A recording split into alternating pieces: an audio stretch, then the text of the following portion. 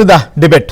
ఇవాళ మనం రెండు ప్రధాన అంశాలు డిబేట్ చేయాల్సింది, ఎందుకంటే రెండు కూడా ప్రధానమైనటివి. దాదాపు 226 రోజుల పాటు 97 అసెంబ్లీ నియోజకవర్గాల్లో పాదయాత్ర యువగళం పేరిట పాదయాత్ర చేశారు లోకేష్. 3132 కిలోమీటర్ల పాటు ఆయన పాదయాత్ర సాగింది. ఇవాల్టికి ఆ పాదయాత్ర 2 ఏళ్లు పురస్కరించుకున్న నేపథ్యంలో ఆంధ్రప్రదేశ్లో దీనికి సంబంధించినటువంటి పార్టీ క్యాడర్ కావచ్చు, ఆయన అభిమానులు కూడా దీన్ని గుర్తు చేసుకుంటూ సంబరాలు చేసుకున్న సందర్భం ఒకటి. ఇదే రోజున లోకేష్ కూడా తను విశాఖపట్నం నుంచి రియాక్ట్ అయ్యారు పార్టీ పదవులపైన.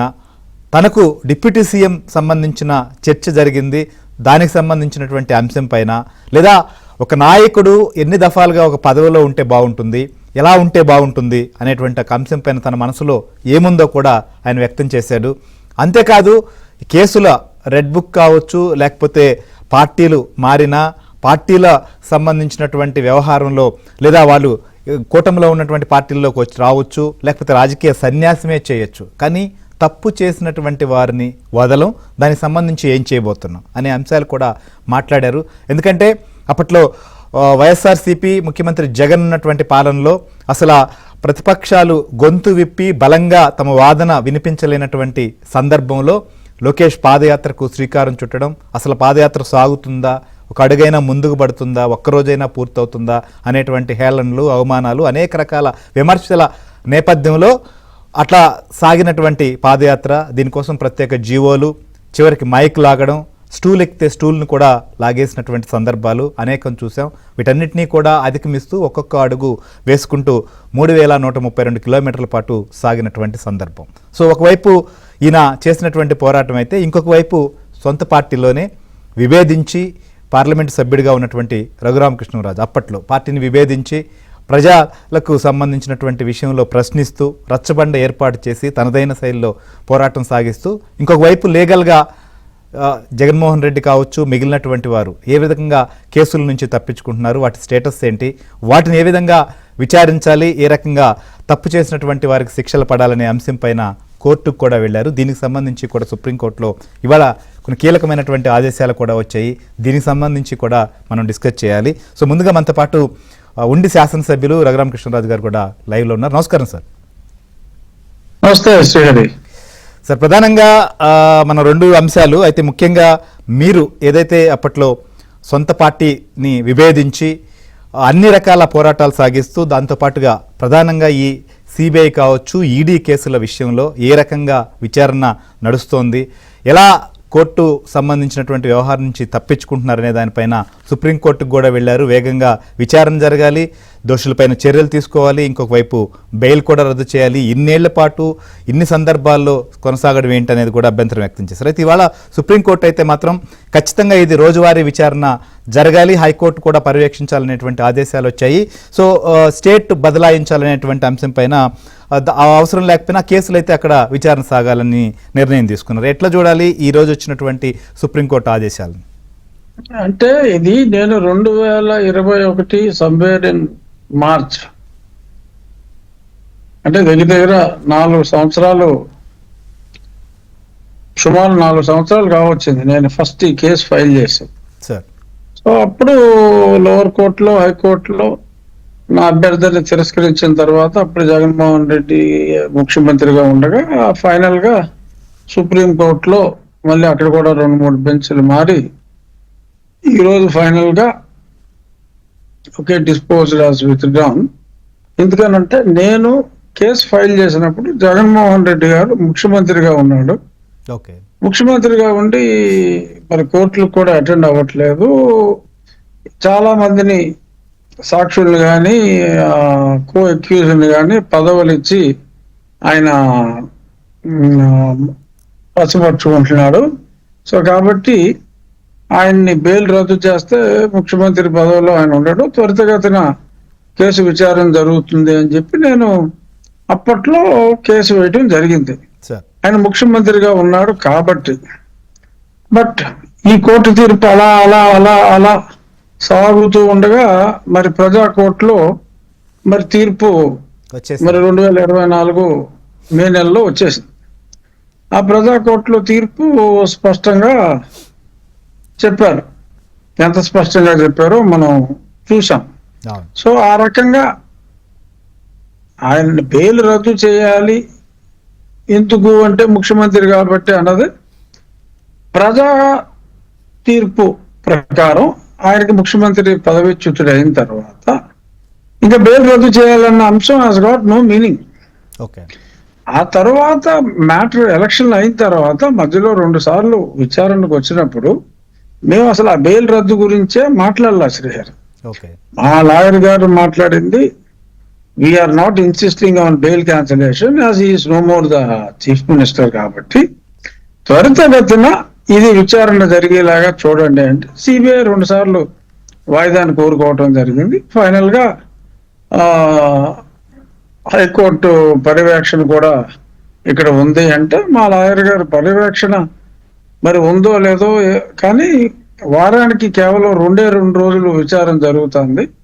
సో మరి రెగ్యులర్ గా విచారణ జరిగితే మరి అక్కడ తొందరగా సమస్యకి పరిష్కారం వచ్చే అవకాశం ఉంటుంది అని చెప్తే అప్పుడు సుప్రీంకోర్టు ఈ డైరెక్షన్ ఇచ్చింది, ప్రతిరోజు విచారణ జరగాలి, కొంచెం స్ట్రిక్ట్ గా హైకోర్టు కూడా మానిటరింగ్ చేయాలి అని. అదే సార్, ఎందుకంటే ఈ సుప్రీంకోర్టులో ఎమ్మెల్యేలు ఎంపీల పైన గతంలో కూడా ఇచ్చినటువంటి జడ్జిమెంట్స్ ఏమైనా ఉన్నాయో వాటిని కూడా పరిగణలోకి తీసుకొని స్పీడ్ గా చేస్తే వస్తుందంటారు. సో ఆ రకంగా సాగుతుంది అనుకోవచ్చా మనం? అదే ఈ రూల్ ఎప్పటి నుంచో ఉంది కానీ ఆ రూల్ ని స్ట్రిక్ట్ గా ఇంప్లిమెంట్ చేయండి అంటూ కొత్తగా ఏంటంటే రోజువారీ విచారణ జరగాలని ఆ పాత దాంట్లో లేదు, త్వరితగతిననే ఉంది.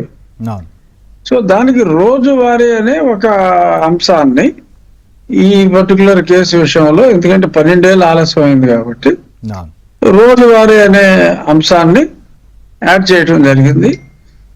ఇక్కడి నుంచి వేరే కోర్టుకి మార్చవలసిన అవసరం లేదు అని మేము భావిస్తున్నాం.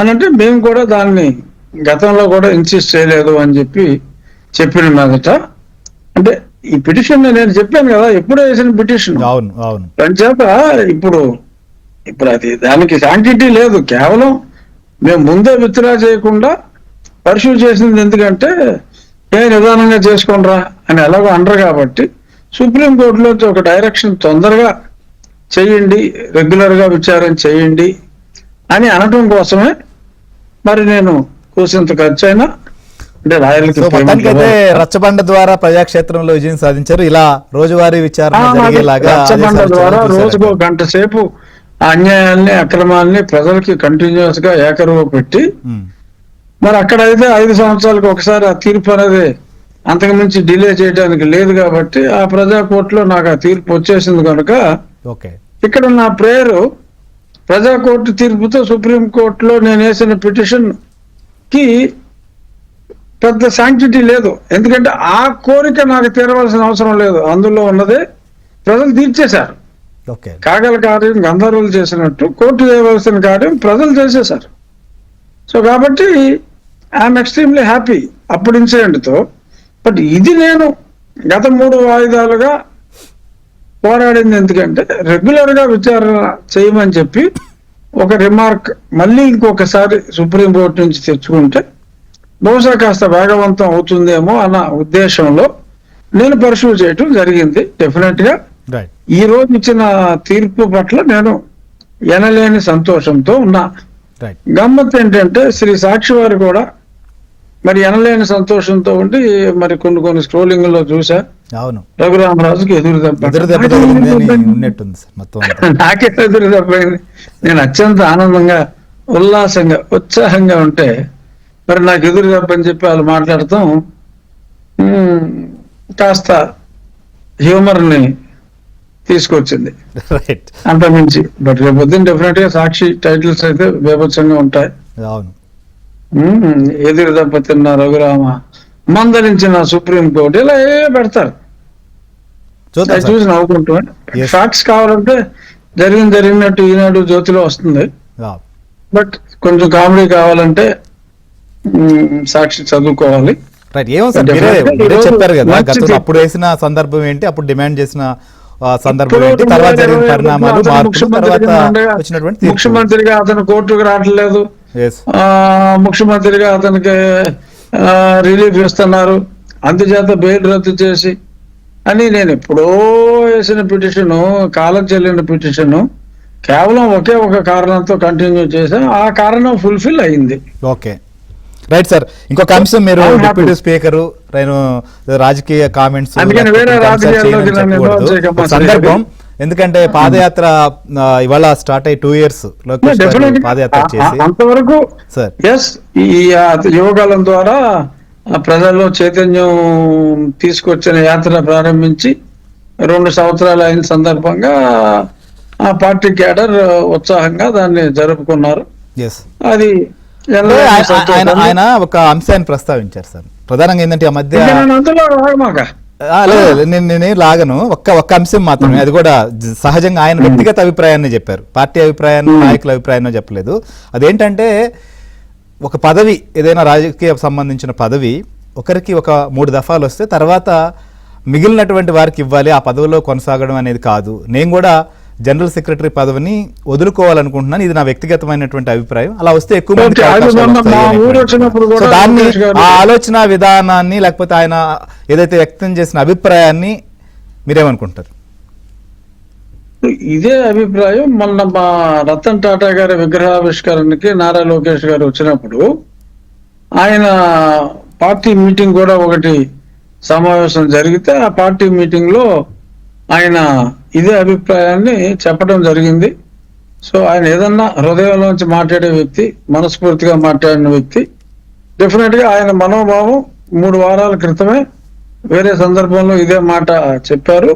అదే మళ్ళీ పునరుద్ఘాటించినట్టుగా, అంటే నేను చూడలేదు వాళ్ళ టీవీ ఆయన స్టేట్మెంట్. అవుతుందంటారు సార్, చాలా మంది పదవులు ఒకసారి వస్తే ఆ పదవిని వదులుకునే దానికి ఇష్టపడేటువంటి పరిస్థితులు ఉన్నాయా ఇప్పుడు? లేదు, ఆయన అయితే మనస్ఫూర్తిగా అన్నారని చెప్పి నేను ఖచ్చితంగా చెప్పగలను. ఎందుకంటే ఇక్కడ గతంలో కూడా ఇక్కడ అదే టాపిక్ వచ్చింది.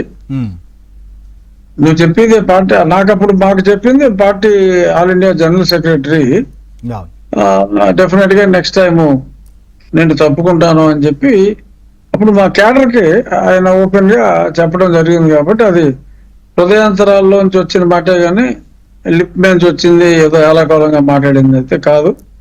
ఎనియో నువ్వేదో ముగ్గులోకి లాగిలో ఉన్నావు, చాలా సంతోషం Srihari. Go ahead. Thank you Raghuramakrishnaraju గారు, మీ సమయాన్ని కూడా మాకు ఇచ్చించినందుకు. సో ఇది ఏదైతే కేసులు సంబంధించిన విషయంలో ఇవాళ సుప్రీంకోర్టు ఇచ్చినటువంటి ఆదేశాలని ఖచ్చితంగా స్వాగతిస్తున్నాను. ఇదేమో ఎదురు దెబ్బ కాదు, ఏదైతే రోజువారీ విచారణ జరగాలి అనేటువంటి ఆదేశాలు ఇచ్చారు కాబట్టి ఖచ్చితంగా వేగవంతంగా విచారణ జరిగే అవకాశం ఉంటుంది అనేది రఘురామకృష్ణరాజు గారి అభిప్రాయం. చూద్దాం. సో ఇప్పుడు ఒక చిన్న బ్రేక్ తీసుకుందాం. బ్రేక్ తర్వాత ఏం కాబోతుంది, లోకేష్ ఇచ్చినటువంటి పిలుపు క్యాడర్కి ఎలాంటి మార్పులు రాజకీయంగా కూడా జరగబోతున్నాయి, సో కేసుల విషయంలో లేదా రెడ్ బుక్ అమలు విషయంలో కూడా ఏం జరగబోతుంది. Welcome back. మంత్రి నారా లోకేష్ ఇవాళ వైజాగ్లో కొన్ని కీలక వ్యాఖ్యలు చేశారు. ఖచ్చితంగా డిప్యూటీ సీఎం పదవి కాదు, లేకపోతే నేను ఒక కార్యకర్తగా ఉంటాను, లేదా ముఖ్యమంత్రి చంద్రబాబు నాయుడు ఏ బాధ్యత అప్పగించినా దాన్ని నేను ఏదైతే ఆ బాధ్యతకు న్యాయం చేసే దిశగా ముందుకెళ్తానే తప్ప దాన్ని ఏదో దుర్వినియోగం చేసేటువంటి వ్యవహారం అయితే ఉండదు అనేది ఒక అంశం. అయితే ఆలస్యం అవుతున్నాయి, చట్టాన్ని ఉల్లంఘించిన వారిపైన మేము కఠినంగా ఉంటామని ఒకవైపు చెప్తున్నారు, కానీ ఇంతవరకు తీసుకుంటున్నటువంటి చర్యలు ఏంటి అనేటువంటి క్వశ్చన్స్ కూడా మీడియా నుంచి వచ్చినప్పుడు ఆయన కొంచెం రియాక్ట్ అయ్యాడు. సో నెక్స్ట్ ఏం చేయబోతున్నాం అనేది. సో పదవుల విషయంలో కూడా ఏ రకంగా ఉండాలి అనే దానికి రాబోయే రోజుల్లో పార్టీ సంబంధించిన పదవులు కావచ్చు, మిగిలినటువంటి పదవుల్లో ప్రక్షాళన కూడా జరిగేటువంటి అవకాశం ఉందా? సో ఇది నా వ్యక్తిగతమైనటువంటి అభిప్రాయం అన్నప్పటికీ లోకేష్ చేసినటువంటి వ్యాఖ్యలు, ఆయన పార్టీలో ముఖ్యమైనటువంటి నేత, జనరల్ సెక్రటరీనే కాదు, ప్రస్తుతం ఆయన మంత్రిగా పార్టీ సంబంధించినటువంటి వ్యవహారాల్లో అన్ని వ్యవహారాల్లో కూడా ఆయన యొక్క పాత్ర కావచ్చు, ఆయన యొక్క ముద్ర కూడా ఉండేటువంటి ప్రయత్నం జరుగుతుంది. సో ఈ నేపథ్యంలో ఆయన చేసినటువంటి వ్యాఖ్యలకు ప్రాధాన్యం ఉంది. ఖచ్చితంగా దానికి అనుగుణమైనటువంటి మార్పులు ఏమన్నా ఉండబోతున్నాయా? సో మనం డిస్కస్ చేద్దాం. మనతో పాటు మాజీ శాసనమండలి సభ్యులు, అలానే సిడియాప్ చైర్మన్ దీపక్ రెడ్డి గారు జాయిన్ అయ్యారు. అట్లనే భారతీయ జనతా పార్టీ రాష్ట్ర నాయకులు పాతూరు నాగభూషణం గారు మనతో పాటు లైవ్లో ఉన్నారు. ఇక అడుసుమల్లి శ్రీనివాసరావు గారు ప్రముఖ అనలిస్టు మనతో పాటు లైవ్లో జాయిన్ అయ్యారు. దీపక్ రెడ్డి గారు, ఏంటి ఇవాళకి 2 ఏళ్ళు 226 రోజుల పాటు 97 నియోజకవర్గాల్లో 3132 కిలోమీటర్ల పాటు సాగినటువంటి పాదయాత్ర, అందులో మీరు భాగస్వామ్యులు మొదటి నుంచి. సో అప్పుడు యాత్ర ఉన్నటువంటి పరిస్థితి, ఇప్పుడు అధికారంలోకి వచ్చారు. ఆ యాత్ర ద్వారా కార్యకర్తలని ఉత్తేజపరచడం కావచ్చు, పరిస్థితులను ఎదుర్కోవడం కావచ్చు, ఒక భరోసా ఇవ్వడం కావచ్చు, దానికి అనుగుణంగా అన్ని పరిణామాలు, రాష్ట్రంలో మార్పు కావడం, కూటమి ఏర్పడడం, ఇవన్నీ జరిగాయి. సో 2 ఏళ్ల తర్వాత అధికారంలోకి వచ్చి 7 నెలలు గడుస్తున్నటువంటి నేపథ్యంలో ఆ రోజు ఇచ్చినటువంటి మాటలు, ఆ రోజు చెప్పినటువంటి వాగ్దానాలు అవన్నీ అమలు దిశగానే అడుగులు పడుతున్నాయా? సో ఎట్లా చూస్తారు? 2 ఏళ్ల పాటు సాగింది ఇప్పటికీ. ఆ రోజు యాత్రలో కూడా మొదటి అనేక రకాల పరిణామాలు మనం చూసాం. ఎందుకంటే పర్మిషన్ల విషయం దగ్గర నుంచి చివరికి స్టూల్ లాగేసేటువంటి పరిణామం దాకా. ఏం చెప్తారు? నమస్కారం అండి అందరికీ. నమస్కారం. యాక్చువల్గా ఈరోజు ఒక విధంగా సెంటిమెంటల్ రోజు యువగలం పాదయాత్రలో ఉండిన వాళ్ళందరికీ. ఒకసారి నేను డీటెయిల్స్ లో పోయే ముందు అప్పటి పరిణామాలు ఒకసారి ప్రేక్షకులందరికీ కూడా గుర్తు చేయాలండి. స్వాతంత్ర సమర యోధులు ఎట్లా బ్రిటిష్ వాళ్ళతో ఫైట్ చేసినారో దానికి ఏ మాత్రము తక్కువ పోరాటం లోకేష్ గారు చేయలేదండి. అంతకన్నా ఒక మెట్టు ఎక్కువనే ఫైట్ చేయాల్సి వచ్చింది గతంలో.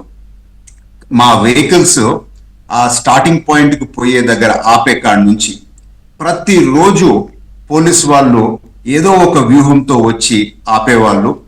ఒకరోజు వెహికల్స్ తీసుకొని వెళ్ళిపోయేవాళ్ళు, ఇంకొక రోజు మైక్స్ లాక్కొని పోయేవాళ్ళు, ఒకరోజు చేతిలో పట్టుకున్న మైక్ పెట్టుకుంటే దాన్ని లాక్కొని వెళ్ళిపోయేవాళ్ళు. ఇంకా కనీసం నేను నిల్చుకొని కనపడేదానికి, ప్రజలు కనపడేదానికి స్టూల్ వేసుకొని మాట్లాడతామంటే ఆ స్టూల్ లాక్కొని వెళ్ళిపోయినారు.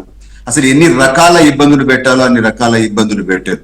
రాత్రి ఎక్కడైనా బస చేయాలా అని మేము ఒక ఏరియా డిసైడ్ చేసుకుంటే అక్కడ ఉండే ల్యాండ్ లార్డ్ ని బెదిరించి వాళ్ళకి పాదయాత్రకి మీరు ఆ ల్యాండ్ ఇచ్చేదానికి లేదు అంటే ఇంకా రాత్రులు మేము ఎక్కడ ఉండాలి, ఎక్కడో ఒక దగ్గర అయితే పార్క్ చేసుకోవాలి కదా మేము. అన్ని రకాల ఇబ్బందులు పెట్టి లోకేష్ గారు ఒకటి చెప్పారు, నన్ను జైల్లో పెట్టినా గానీ పర్వాలేదు, దీన్ని మాత్రం ఆపేదానికి లేదు, ఖచ్చితంగా ప్రజల కోసము మనం చేస్తున్నాము, ఎన్ని కష్టాలైనా ఎదిరించి ముందుకు పోతాము అని చెప్పి ఆ సంకల్పంతో ముందుకు నడవటము. నేను పాదయాత్రలో చూశాను కదా, చిన్న పని కాదు. ఇప్పుడు నేను జనరల్ గా నేను వెరీ ఫిట్ అండి బాడీ వైజ్, కాళ్ళంతా నొప్పులు, అసలు తట్టుకునేదే కష్టం. కొన్ని రోజుల తర్వాత అలవాటు అయింది కానీ. సో ఒకటి లోకేష్ గారు నడవటమే కాదు, ప్రజల సమస్యలు ఇన్ని దానికి సరిపోయిన సమాధానాలు చెప్పి, లేదు అని అంటే ఏమి రకమైన యాక్షన్ తీసుకోగలుగుతాము అని చెప్పి అంటే అంత అలర్ట్ గా ఉండాలి. ఎందరూ వచ్చి కలుస్తా ఉన్నా గానీ ఆ నవ్వు మొహంతో పొద్దున్న స్టార్ట్ అయితే రాత్రి 12 గంటలైనా గానీ అదే ఆ స్మైల్. నేను ఒకరోజు మా కార్యకర్తలందరూ మా నియోజకవర్గం నుంచి వస్తే 2 గంటలు ఈ ఫోటోలు తీసుకున్నారండి. 2 గంటలకే నా జా అంతా నొప్పి పుడతాం మొదలు పెట్టింది. ఎందుకంటే ఆ నవ్వటం కూడా అంతసేపు ఆ నవ్వు మొహం అటు పెట్టుకోవటము, రిసీవ్ చేసుకోవడం అనేది అంత ఈజీ కాదు. ఎక్కడైనా మీటింగ్స్ జరుగుతుంటే స్పెసిఫిక్ మీటింగ్స్, ఆ టాపిక్ రిలేటెడ్ మళ్ళా ప్రిపరేషన్. సో అంత ఇన్డెప్త్ గా ఆ ప్రోగ్రామ్ జరిగింది. అది దగ్గరుండి చూసిన వాళ్ళకే తెలుసు ఆ కష్టం ఏందో. అది సామాన్యమైన వాళ్ళు పడలేరు. ఇప్పుడు ఎవరన్నా మీరు అటువంటి కష్టం పడగలుగుతారు, మీకు ఏదైనా మంచి పదవి ఇస్తారని అంటే కూడా ఆ కష్టం నాకు తెలిసి 99.9% నాకు ఆ పదవి వద్దు, ఆ కష్టం నేను పడలేను అనే అంత కష్టము ఆ పాదయాత్రలో ఉండింది. కానీ ప్రజల మంచి కోరి, రాష్ట్రం మంచి కోరి ఎంత కష్టమైనా కానీ ఈ జయప్రదంగా ఏ విధంగా ముందుకు సాగినారు.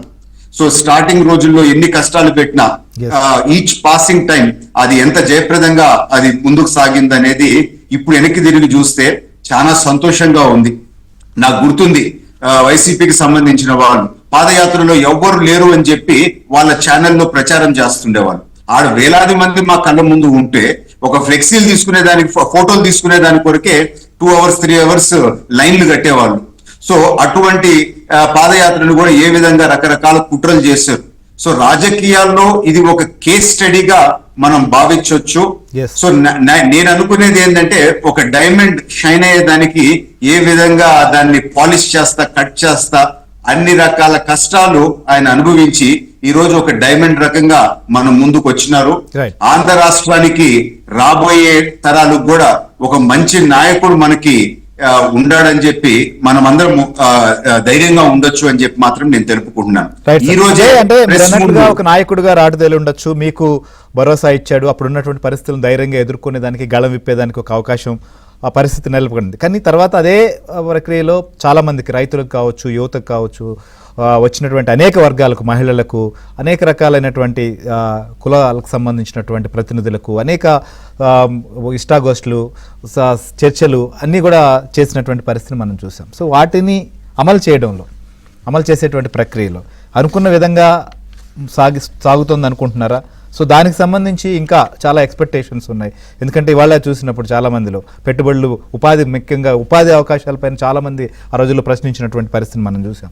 కావాలా ఇక్కడ ఉన్నటువంటి పరిస్థితుల్లో చాలామంది బయటకు వెళ్తున్నారు, ఛాన్సెస్ లేవు అని చెప్పి. సో ఆ విషయాల్ని ఎంతవరకు ఆయన ఇప్పటి వరకు కూడా వాటిని అధిగమించగలిగారు? వాటిని నెరవేర్చేదానికి ఏ రకంగా కూటమి ప్రభుత్వంలో చర్యలు జరుగుతున్నాయి?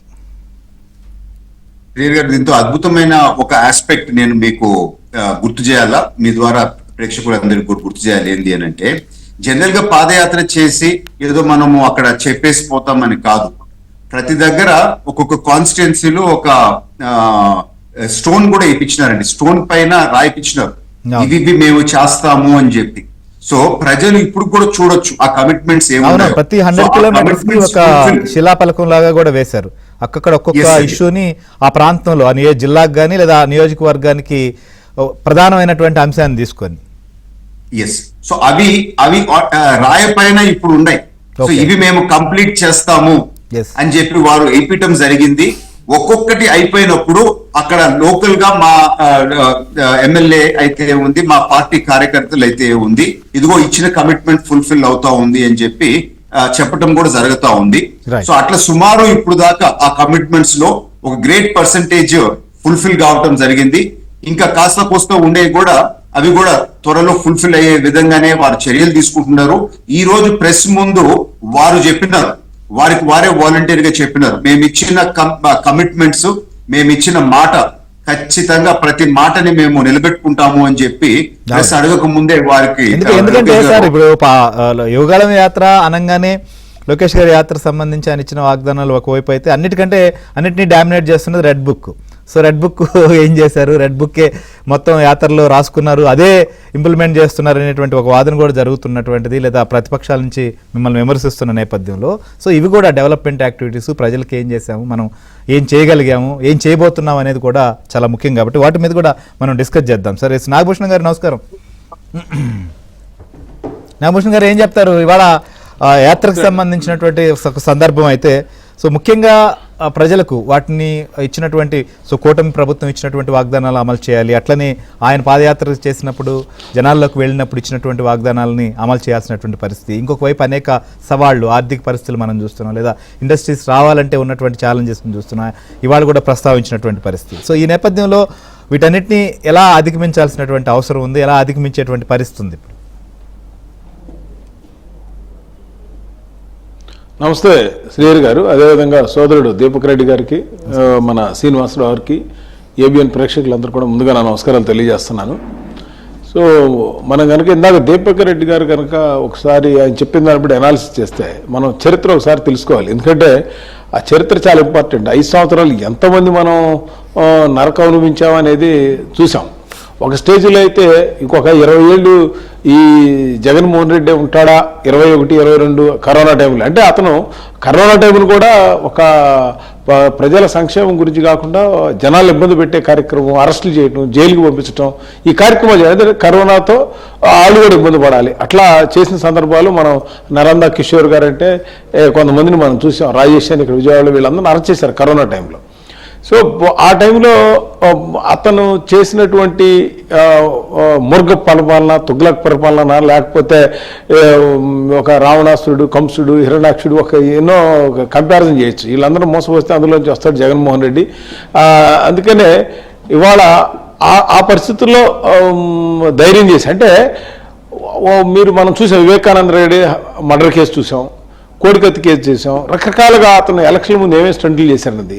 అప్పుడు ధైర్యం చేసి, అంటే లోకేష్ గారు ధైర్యం చేసి పాదయాత్ర చేయటం అంటే ఇటువంటి ఒక విలన్ క్యారెక్టర్ ముఖ్యమంత్రిగా ఉండి ప్రభుత్వం ఎటువంటి అరాచకాలకైనా ఆలోచించకుండా, లేకపోతే ఎటువంటి అదురుబెదురు లేనటువంటి వ్యక్తి ఆ రోజున ఉన్న ముఖ్యమంత్రిగా ఉన్న టైంలో లోకేష్ గారు పాదయాత్ర చేయడం అనేది ఒక సాహసోపేతమైన కార్యక్రమం. ఆయన ఆయన వెళ్ళటం అనేది రెండు రకాలుగా మంచిదైంది. ఒకటి, ఆయనకి ఎక్స్పీరియన్స్ వచ్చింది. ఓకే. రెండు, ఈ జగన్మోహన్ రెడ్డికి కూడా ఎన్ని ఇబ్బందులు పెట్టినా కూడా ప్రజలు ఆయన వెంబడి నిలబడ్డారు. So at the same time ఇప్పుడు మరి రాష్ట్రంలో మరి ఆ తర్వాత మనం చంద్రబాబు గారిని జైల్లో పెట్టినప్పుడు కూడా ఆ పురంధేశ్వర్ గారు కానీ బీజేపీ అందరూ కూడా ఖండించడం జరిగింది. ఇది ఇలాంటి అరెస్టులు చేయటం అంటే ఆయన ఏంటంటే ఆ యోగాలో సక్సెస్ అయిన తర్వాత ఏం చేయాలో తెలియక లాస్ట్ మూమెంట్లో ఈ కార్యక్రమం పెట్టాడు. అందుకనే యాక్చువల్గా అయితే శ్రీకాకుళం దాకా వెళ్ళాలనుకుంటా, అది కొంచెం ముందుగానే దాన్ని ఆపినట్టున్నారు. అది సో అల్టిమేట్గా ఏంటంటే వాళ్ళ కూటమి మీద చాలా రెస్పాన్సిబిలిటీ ఉందండి. ఎందుకంటే ఒక సునామీ తర్వాత మళ్ళీ మనం ఇందాక చంద్రబాబు గారు కూడా చెప్తా ఉన్నారు, రాష్ట్రంలో ఆర్థిక పరిస్థితులు ప్రజలు కూడా అర్థం చేసుకోవాలని. ఇవాళ మనం కనుక చూస్తే కేంద్ర ప్రభుత్వం మోడీ గారు 8వ తారీఖు వచ్చినా, మొన్న అమిత్ షా గారు వచ్చినా కూడా దరిదాపుగా ఏదన్నా కానీ ఇవాళ మన ప్రాజెక్ట్స్ పెద్ద పెద్ద కాకినాడ, విశాఖపట్నం కానీ గ్రీన్ అమోనియా ప్లాంట్స్ కానీ ఇవన్నీ కూడా వచ్చిన ప్రాజెక్టులు కనుక చూస్తే ఒక 4-5 లక్షల కోట్ల రూపాయలు ఒక పక్కన ప్లానింగ్ నడుస్తూ ఉంటే, ఒక పక్కన అమరావతికి మనం ఆల్రెడీ 15,000 కోట్ల రూపాయలు వరల్డ్ బ్యాంకు లేదా 12,000 హడ్కో కానీ, మన పోలవరానికి 12,500 కోట్లు కానీ, అది ప్రైవేటైజేషన్ చేస్తాం అనుకున్న దానికి 11,500 కోట్లు స్టీల్ ప్లాంట్కి ఇవ్వటం కానీ, అదేవిధంగా రాష్ట్రంలో మీరు ఎయిర్పోర్ట్స్ అన్ని కూడా మీరు 2026 జూలైకి భోగాపురం అయిపోద్ది, విజయవాడలో ఈ సంవత్సరం కంప్లీట్ అయిపోద్ది, ఇంటర్నేషనల్ కొత్త టెర్మినల్స్. అంటే ఒక రకమైన అవుటర్ రింగ్ రోడ్ విజయవాడ దానికి కూడా డిపిఆర్ రెడీ చేశారు. ఇవాళ ఇంత డబ్బులు కూటమి ఖర్చు పెడతానికి కేంద్ర ప్రభుత్వ సహకారం, ఇక్కడ చంద్రబాబు గారి యొక్క ఒక ఎక్స్పీరియన్స్, అలాగే పవన్ కళ్యాణ్ గారి యొక్క ఒక హానెస్టీ, ఇవన్నీ కూడా ప్రజలను నమ్మి ఓటు చేసినందుకు ఇక్కడ నిర్ణయాలు అనేది ఫాస్ట్ గా వెళ్లాల్సిన అవసరం ఉంది. ఇందాక నేను లోకేష్ గారిది కూడా చూసాను, సరిపోయేటట్టుంది. మీలాంటి వారు కూటమిలో ఉన్నటువంటి వాళ్ళు కానీ క్యాడర్ కూడా ఆయన ఏదో ప్రాక్టికల్ గా ఏముంది చూస్తారనేటువంటిది కూడా అన్నారు. అది కూడా డిస్కస్ చేద్దాం సార్. ఎందుకంటే ఎన్డీఏ ప్రభుత్వం వచ్చిన 7 నెలల్లో లోకేష్ గారు చెప్పిన లెక్కల ప్రకారమే 6.33 లక్షలు 6,33,000 కోట్ల రూపాయల పెట్టుబడులు తీసుకురాగలిగిన అన్నింటిలో, అటు కేంద్రం ఇచ్చినటువంటివి కావచ్చు లేదా రాష్ట్ర ప్రభుత్వం చేసుకున్న ఒప్పందాలు కావచ్చు, ఇవన్నీ రాబోయేటువంటి రోజుల్లో ఖచ్చితంగా ఆంధ్రప్రదేశ్ పురోభివృద్ధికి ఉపయోగపడతాయి అనేటువంటిది అంశం. సో అయితే వేగంగా నిర్ణయాలు సాగాలి, వేగంగా అన్ని జరగాలి అని అందరూ కూడా కోరుకుంటున్నారు. సో ఇలాంటి పరిస్థితుల్లో లోకేష్ గారు ఇవాళ స్పందించిన తర్వాత సో ఏం కాబోతుంది ఏంటి సార్? ఏంటంటే ఇప్పుడు మనం ఈ డెవలప్మెంట్లో ఒక పాజిటివ్లో మనం వెళ్తుంటే వైసీపీ వాళ్ళు ఏంటంటే ఈ కూటమిలో ఒక యుగోయిజాన్ని రెచ్చగొడతాం వాళ్ళ సోషల్ మీడియా ద్వారా ఇబ్బందులు పెడతానికి. 1, 2 స్పీడ్ బ్రేకర్ లాగా ఇప్పుడు రాజధాని మీద పోయినసారి ఉంటాయి సార్. ఇప్పుడు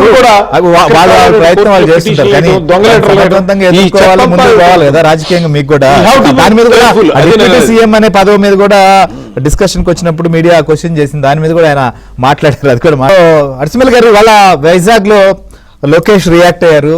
ఏదైతే సాక్షి సంబంధించి పరువు నష్టం ఆ కేసులకు ఆయన అటెండ్ అయినప్పుడు ఖచ్చితంగా అనేక అంశాలను కూడా ప్రధానంగా చూసినప్పుడు ఇటీవల కాలంలో బాగా చర్చకు వచ్చినటువంటి అంశం డిప్యూటీ సీఎం పదవి అనేటువంటిది కూడా చర్చ సాగింది. తర్వాత సరే పార్టీలో రకరకాల అభిప్రాయాలు రకరకాల విధంగా నేతలు స్పందించిన తర్వాత దానిపైన ఇప్పుడు ఎవరు మాట్లాడొద్దని చెప్పారు. కానీ ఆయనకే ఆ క్వశ్చన్ ఎదురైంది కాబట్టి ఆయన రియాక్ట్ అవుతూ కూడా సో నేను కార్యకర్తగా పనిచేయడం ఇష్టం, చంద్రబాబు నాయుడు గారు ఏ పదవి ఇచ్చినా కూడా నేను దానికి న్యాయం చేస్తాననేటువంటి వ్యాఖ్యలు కూడా చేయడం జరిగింది. సో ఎట్లా పాదయాత్ర తర్వాత ఆయన ప్రస్థానం, సో ఇప్పుడు ఇలాంటి రాజకీయ పరిణామాలు రాజకీయ పరిస్థితులు ఎదురవుతున్నప్పుడు కూడా రియాక్ట్ అవుతున్న తీరు ఎట్లా చూడాలి?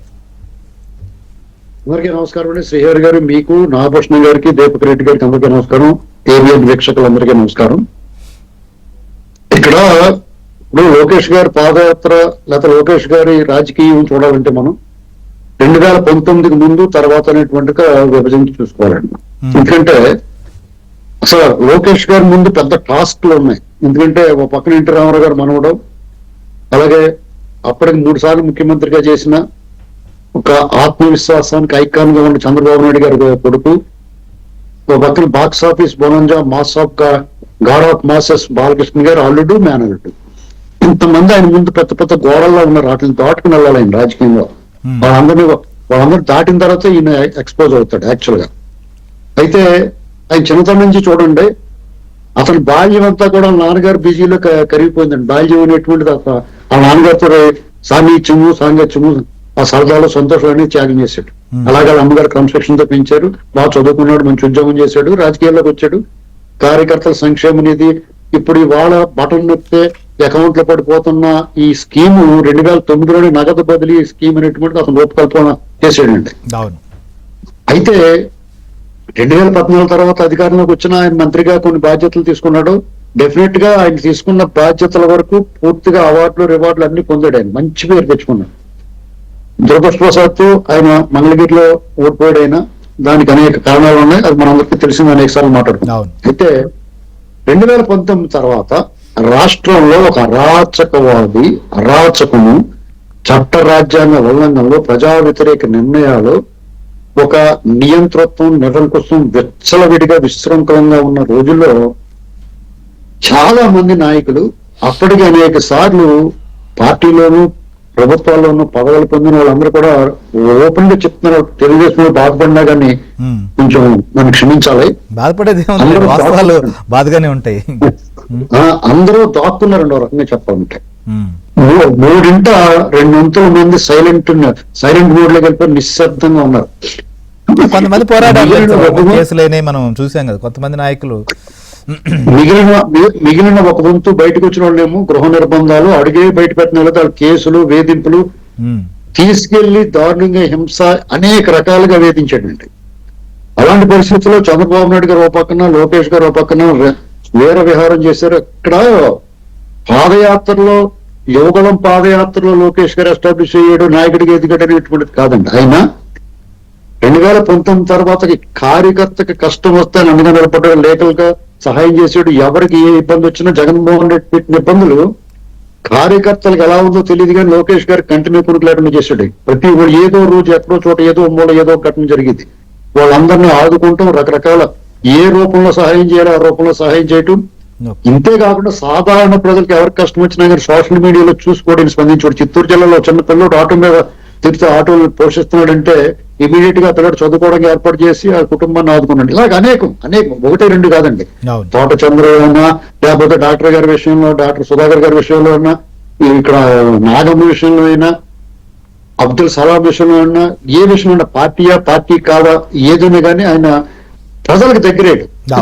మీరు అన్నట్టుగా పార్టీ కార్యకర్తలకి వాళ్ళందరికీ విషయంలో ఫాలో అప్ లో ఉన్నారు. కానీ ప్రజాక్షేత్రంలోకి అప్పటి వరకు ఉన్నది పాదయాత్ర, నేరుగా ప్రజల్లోకి వెళ్ళి కష్ట సుఖాలు చూడడం, అక్కడ పరిస్థితులను తెలుసుకోవడం, అవగతం చేసుకోవడం, ఇవన్నీ కూడా లోకేష్కి అప్పటి వరకు ఉన్నటువంటి రాజకీయ ప్రస్థానానికి పాదయాత్రకు ముందు, పాదయాత్ర తర్వాత అనేటువంటి ఒక మార్క్ కనిపించింది అనుకోవచ్చా?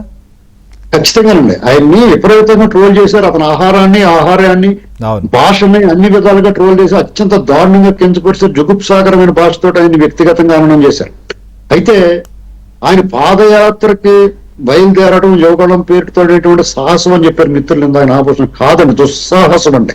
ఎందుకంటే నేను ఆ పాదయాత్ర ప్రారంభం రోజున కుప్పం వెళ్ళాను. అక్కడ ఎలా ఉన్న పరిస్థితి, ఏదైనా బయట మాట్లాడాలంటే మనం వాస్తవ పరిస్థితి చూసి మాట్లాడాలన్న ఉద్దేశంతో అక్కడ నేను కుప్పం వెళ్ళానండి. అక్కడ ముఖ్యంగా చెప్పుకోవాల్సిన 2 నాయకులు.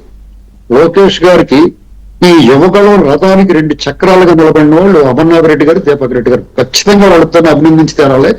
లోకేష్ గారి పాదయాత్ర ఆరంభం నుంచి సీమ దాటించే వరకు కూడా వాళ్ళిద్దరికి అవిశ్రాంతంగా పనిచేసి, ఖచ్చితంగా దీపక్ రెడ్డి గారు ఉన్నారు.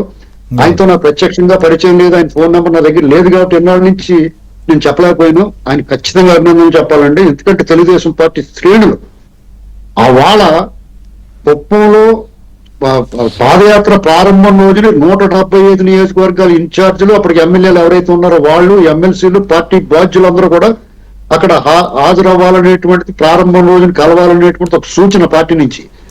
3/2 మంది రాలేదని 1 వంతు వచ్చారు.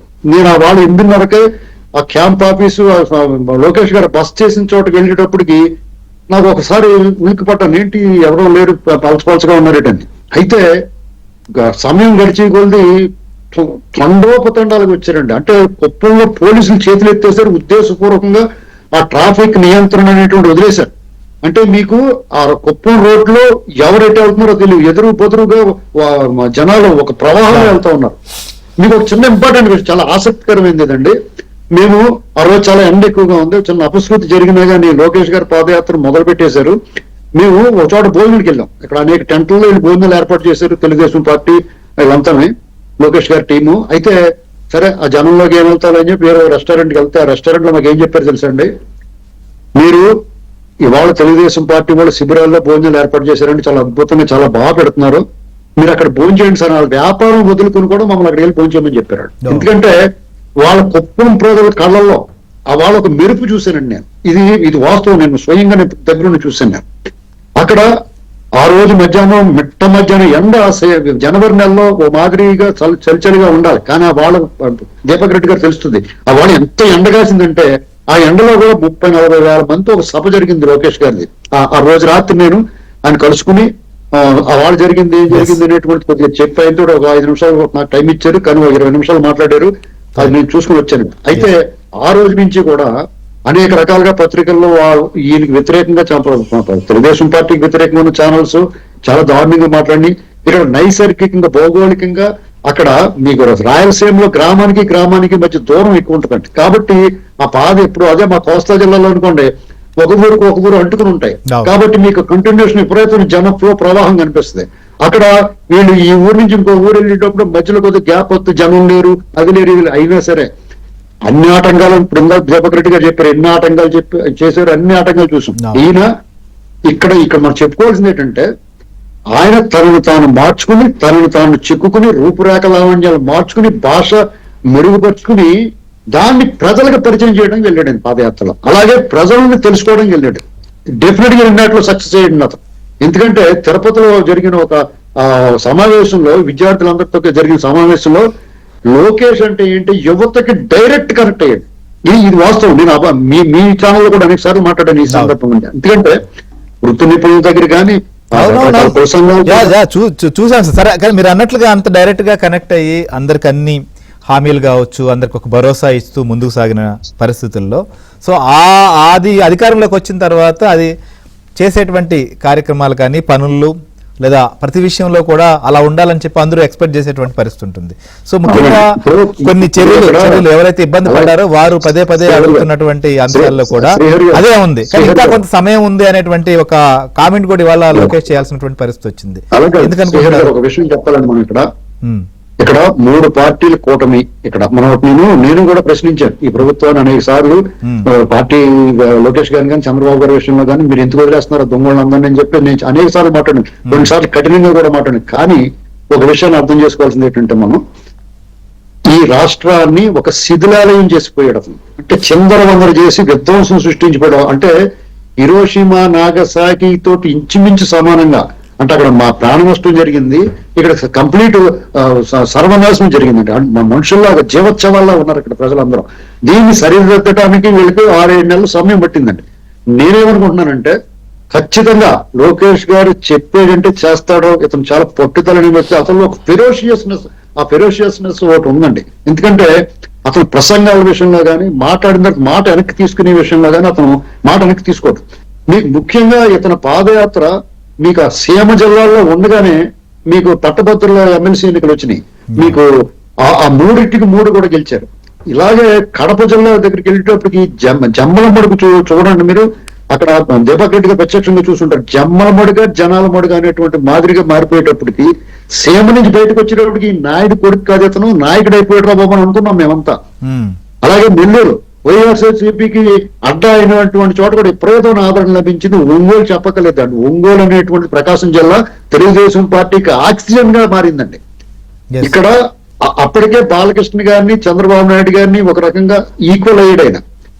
పెనమలూరు కృష్ణా జిల్లా రామారావు గారు పుట్టిన గడ్డ కృష్ణా జిల్లా వచ్చేటప్పటికి తెల్లవారుజాము 3 గంటల వరకు కూడా ఆయన కోసం ఎదురు చూస్తారు జనం. ఆనాడు ఎన్టీ రామారావు గారు మేము చూసాం, మీ యువకులుగా ఉన్నప్పుడు మీ కాలేజీలో చదువుకుంటున్నప్పుడు రామారావు గారి మీటింగ్ల కోసం ఈ 24 గంటలు వెయిట్ చేసి అదే పరిస్థితి అక్కడ కనిపించింది. అంటే ఇంచుమించు రామారావు గారు తాతకు తగ్గ మనవడు అనిపించుకున్నాడు. అయితే సరే మీరు అన్నట్లుగా సార్, మీరు కూటమి అందరూ ఉన్నారు కాబట్టి కొన్ని చేయడానికి సరే ఓకే, నిధులు సమకూర్చుకునే పనులు లేకపోతే పారిశ్రామికతలు తీసుకొచ్చే పనులు వీటన్నిటికీ సమయం పట్టొచ్చేమో, కానీ తప్పు చేసినటువంటి వారు తప్పించుకోవడమో లేకపోతే లొంగిపోవడమో లేకపోతే పారిపోవడమో ఇట్లాంటివి కూడా జరుగుతూ ఉంటే చేయకపోతే దాన్ని అడగరా? ఒక మాట నేను చెప్తానండి సిఆర్ గారు, నేను స్వయంగా లోకేష్ గారిని కలిసి నేను మాట్లాడి అడిగాను. నేను ఇంకా నా మిత్రులకి ఇద్దరు రాజేష్ గారు, అంకన్ గారు ముగ్గురు కలిసి మాట్లాడాం, విడివిడిగా మాట్లాడాం. అక్కడ మేము మాట్లాడింది ఏంటంటే మాకు ఏదైనా చేయమని అడగడానికి ఏం వెళ్ళలేదు మేము. ఆయన ఖచ్చితంగా ఇది జరుగుతున్నది, బయట ప్రచారంలో ఉంది, కార్యకర్తల అసంతృప్తి, వాళ్ళ అసహనం, ఎందుకు కొంతమంది ఆగ్రహం చెందుతున్నారు దీని మీద అడిగితే అసలు ఆయనలో అసలు కోణం మాకు చెప్పాడు. అంటే కొన్ని బయట చెప్పలేదు మేము. మీకు ఇక్కడ గమనించండి, ఒక విందు భోజనానికి వెళ్తాం మనం, ఆ విందు ఆరగించే లోపల మనకి స్నాక్స్ లాంటివి పెడతా ఉంటారు, తప్పనిసరి పరిస్థితుల్లో మనం తీసుకుని తింటాం. అలాగే కొంతమంది లోపల వేసారు, వాళ్ళు లోపలికి వెళ్ళి బయట రావట్లేదు. వన్ వే ట్రాఫిక్ అంటే ఎంట్రీ ది ట్రాక్, లోపలికి వెళ్తామే కానీ బయట రావడం ఉండదు. అలాగే ఫిక్స్ చేయాలంటే ఆయన ఒకటే చెప్పాడు, వాళ్ళ మీద జగన్మోహన్ రెడ్డిలా బుర్ర తక్కువ వ్యాపారం చేయమంటారా, పనికిమాలిన కేసులు పెట్టి వాళ్ళు ఫిక్స్ చేయమంటారా, ఫిక్స్ చేయకుండా పొద్దున్న సాయంత్రం బయటకు వచ్చేలా చేయాలా, ఏంటి మీరు చెప్పండి మాకు అని చెప్పాడు ఆయన. అడిగితే ఆయనలోనే కరెక్ట్ అనుకున్నాం, ఎందుకంటే ఆయనలోనే కరెక్ట్ అంటున్నారు కదా. మరి నాగభూషణం గారు కూడా ఇందాక ఇదే అంశంపై రియాక్ట్ అవ్వబోయారు. సో మనం డిస్కషన్ లో మాట్లాడదాం. ఏమంటారు నాగభూషణం గారు? సో అందుకోసమనే వెయిట్ చేస్తున్నారు, పకడ్బందీగా చర్యలు తీసుకోవాలని, విచారణలు కావచ్చు లేకపోతే చర్యలు కావచ్చు ఎప్పుడనేది ఒకవైపు, ఇంకోవైపు ఏమో రెడ్ బుక్ రాజ్యాంగం అమలు చేస్తున్నారని విమర్శ వస్తుంటే, ఇంకోవైపు ఇవాళ కూడా అక్కడ ఉన్నటువంటి క్యాడర్ కావచ్చు, మీడియా వాళ్ళు కూడా ఆయన అడిగారు, ఏంటి సార్ మీరు చెప్తున్నారు కానీ చర్యలు ఎక్కడా కనిపించట్లేదు, చాలా మంది వెళ్ళిపోతున్నారు, తప్పించుకునేటువంటి ప్రయత్నం చేస్తున్నారని చెప్పి. కాదు శ్రీనివాసరావు అన్నట్టుగా అంటే పకడ్బందీ పెట్టాలి. కానీ ఇప్పుడు వచ్చిన వాళ్ళు మీరు చూస్తే అవినాష్ రెడ్డికి కానీ మన అవినాష్ కానీ చాలా మందికి కేసులు పెట్టిన, ఆ కేసులన్నీ కూడా ఇంతవరకు ఏమీ మెటీరియలైజ్ అవ్వాల. అట్లాగే జత్వానీ కేసు కూడా ఇంతవరకు మెటీరియలైజ్ అవ్వాల. అంటే పబ్లిక్ లేదంటే దే ఆర్ అబ్జర్వింగ్. ఏది అల్టిమేట్గా ఏమి ఎక్స్పెక్ట్ చేస్తారంటే రిజల్ట్ ఎక్స్పెక్ట్ చేస్తారు సార్. మనకు తెలుసు ప్రాబ్లమ్స్ ఎక్కడ ఉన్నాయి, కేసులు చేయాలంటే ఏ విధంగా కేసుని మనం పెట్టి మన అబాస్ పాల్గొకూడదు, పక్కా తప్పు చేసిన వాడిని మనం అరెస్ట్ చేయించాలి అనేది ఒక మంచి ఉద్దేశం, అది కరెక్టే. కాదు ఇక్కడ పబ్లిక్ అలా లేరు. వాళ్ళ ఏం మాడుతున్నారు, మనం కొన్ని కేసులు పెడితే ఏదో 3-4 తప్పితే మిగతా వాళ్ళందరూ బెయిల్ వచ్చేసింది ఆల్రెడీ. ఇక అవన్నీ కూడా నడుస్తూ ఉంటాయి. ఒకటి మాత్రం వాస్తవం సార్, ఇవాళ ఈ రాష్ట్రానికి ఇంతకుముందు పొలిటికల్గా ఒక సిస్టమ్ ఉండేది సార్. కలెక్టర్ అంటే, ఎస్పీ అంటే ఒక గౌరవం, చీఫ్ సెక్రటరీ అంటే ఒక గౌరవం, డీజీపీ అంటే ఒక గౌరవం, అలాంటి ఎలా పోయి రాష్ట్రంలో వాళ్ళందరూ కూడా ఒక పొలిటికల్ పార్టీగా ఒక కండవా కప్పుకొని కొంతమంది ఆఫీసర్లు అలా చేయటం వల్ల మన రాష్ట్రం యొక్క సిస్టమ్ పాడైపోయింది. ఇప్పుడు ఆ పాడైన దాన్ని గాడిలో పెడతానికి ఇది ఎలాంటిదంటే పెద్ద యాక్సిడెంట్ జరిగితే అతని బ్రెయిన్ డ్యామేజ్ అయ్యి వెన్నెముకిరిగి ఎలా ఉందో ఇక్కడ హాస్పిటల్లో 5-6 నెలలు ఉంచితే కానీ బయటికి తీసుకురాలేని పరిస్థితి. ఇప్పుడు 5-6 నెలలైనా కూడా సిస్టమ్ ఇంతవరకు కంట్రోల్ కాలేదంటే ఇంకా కొంతమంది అధికారులు పాత పద్ధతుల్లో ఆలోచిస్తున్నారంటే అంటే ఎంత దీన్ని మనం రిపేర్ చేయాల్సిన అవసరం ఉందనేది నా వైపు నుంచి ఒక గట్టి స్ట్రాంగ్ మై పర్సనల్ ఒపీనియన్ ఇది. అది కాకుండా ఒకటి పొలిటికల్ కూడా నిర్ణయాలు కాదు శ్రీర్ గారు, ఒకటి పొలిటికల్ నిర్ణయాలు ఎలా ఉండాలంటే సార్, ప్రతిసారి మీనామేషాలు ఎక్కువకూడదు. ఇప్పుడు మనం రాజధాని కట్టాలనుకున్నప్పుడు ఏంది, మనకుంది 5 సంవత్సరాల టైము, 5 yearsలో ఈ నెల 6 నెలల్లో ఏం చేయొచ్చు, 1 yearలో ఏం చేయొచ్చు, 2 yearsలో ఏం చేయొచ్చు, 5 yearsలో ఏం చేయాలనేది ఒక ఎజెండాతో ఫాస్ట్గా వెళ్ళకపోతే ఇవాళ మనం ఒక పక్కన గవర్నమెంట్ ఇచ్చిన డబ్బులను ఫాస్ట్గా ఖర్చు పెట్టాలి. మీరు ఖర్చు పెడితేనే కదా, బిల్లు ఇస్తేనే వాళ్ళు డబ్బు రిలీజ్ చేస్తారు, వరల్డ్ బ్యాంక్ కానీ హడ్కో కానీ ఎవరైనా సరే. అలాగే మిగతా ప్రాజెక్టులకు కూడా దానికి ఒక టీము, అంటే ఏమంటారంటే ఒక 2 IASని, ఒక IPSని, అలాగే ఒక జడ్జిని వేసి ఈ కేసులు చూడటానికి వాళ్ళు ఒక టీంని పెట్టాలి. ఎందుకంటే దానికి ఒక సపరేట్గా ఒక ఎజెండా లేకపోతే కష్టం. అట్లాగే డెవలప్మెంట్లో కూడా ఈ పర్మిషన్ సింగిల్ ఎజెండా లాగా, అంటే సింగిల్ విండో లాగా మనం ఏదైతే పర్మిషన్లు ఉంటాయో ఈ వీటన్నిటికీ కూడా దానికి ఒక 2 IASలు, IPSలు, అంటే చాలా ప్రాబ్లమ్స్ ఉంటాయి. ఒక ప్రాజెక్ట్ కట్టాలంటే అక్కడ రెవెన్యూ ప్రాబ్లమ్స్ ఉంటాయి, లాండ్ ఆర్డర్ ప్రాబ్లం ఉంటుంది. వీటన్నిటికీ క్యాబినెట్ అన్ని చోట్ల చంద్రబాబు గారు, లోకేష్ గారు, పవన్ కళ్యాణ్ గారు, పురంధేశ్వర గారు వెళ్ళి పనిచేయరు కదా. దానికి ఒక టీంని పెంచి దాన్ని మానిటరింగ్ చేయడం అనేది చాలా ఇంపార్టెంట్. అలా చేయకపోతే కనుక మళ్ళీ మీరు టైం అయిపోయిన తర్వాత మనం వెనక్కి తిరిగి చూసుకుంటే మనకి మిగలదు. సో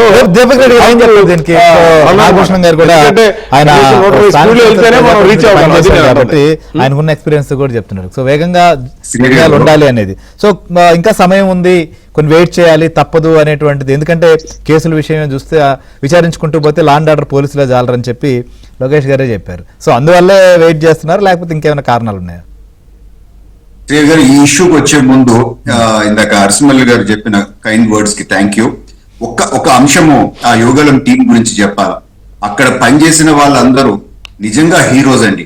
ఎందుకంటే ఆ రోప్ పట్టుకున్నప్పుడు ఒక్కోసారి 1000 మంది 2000 మంది ప్రజలు పైన పడినప్పుడు మొత్తం తోలంతా లేచిపోయేది. అట్లా గట్టిగా నిలిచారు లోకేష్ గారిని ప్రొటెక్ట్ చేసేదానికి. రాజేష్ గారు మాత్రము డే అండ్ నైట్ పనిచేస్తున్నారు. అట్లా ప్రతి ఒక్కరు ఆ టీంలో ఉండేవాళ్ళు ఈ రోజు.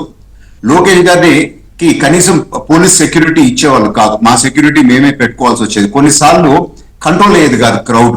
సో ఒకసారి లోకేష్ గారి పైన పడి ఆ చెయ్య డ్యామేజ్ అయింది, చెయ్య ఎత్తలేని పరిస్థితి. సో మళ్ళా ఎటో ఒక 10 days ఆయన జాగ్రత్త పడి అది సెట్ కాకుండా పాదయాత్ర ఆపకుండా సెట్ అయ్యే లోపల నడుస్తాము అని అంటే మళ్ళా అనంతపూర్ ఎంటర్ అయ్యే దగ్గర మళ్ళా ఇంకొకరు వచ్చి అట్నే లాగేశారు. అంటే చెయ్య పైకి ఎత్తాలనంటే కూడా నెప్పి ఉన్నా గానీ ఆ నెప్పి భరిస్తా ముందుకు పోయేవాడు. అనేక దగ్గరలో ఆ నాయకుడిని చూసి ఆ ఎంతూజియాజం లో గోర్లతో అసలు రక్తం వచ్చేటట్టు గీకేసేవాళ్ళు. సో మేము చూసేవాళ్ళం ఆ రక్తం.